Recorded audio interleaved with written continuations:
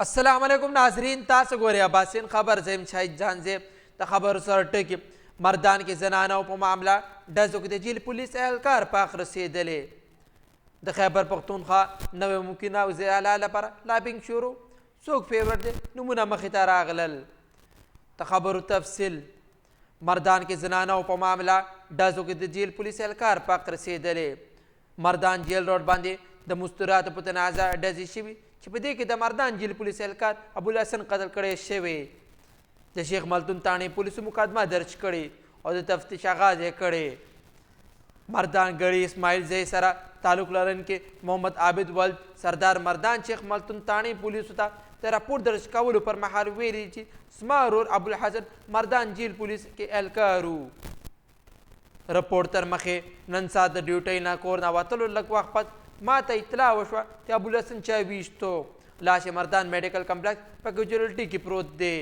چې هسپتال کجورلټي ته لاړم زما ورور قتل شده لاش پروت و محمد عابد پولیسو ته ویلي چې زما ورور حمید خان او محمد خان ویشتلی موږ تر منځه د مستوراتو تنازع روانه ده شیخ ملتون پولیس د قتل مقدمه درج کړې تفتیش یې شروع کړی د خیبر پختونخوا نوې ممکنه وزیر اعلی لپاره لابینګ شروع څوک فیورټ دی نمونه مخته راغلل د خیبر پختونخوا نوې ممکنه وزیر اعلی لپاره لابینګ شروع شوی دی دې لار کې د جنوبي وزیرستان نه عاصم محسود او ربټ آباد نه پخوانی سپیکر مشتاق احمد غني فیورټ ګرځولی شوی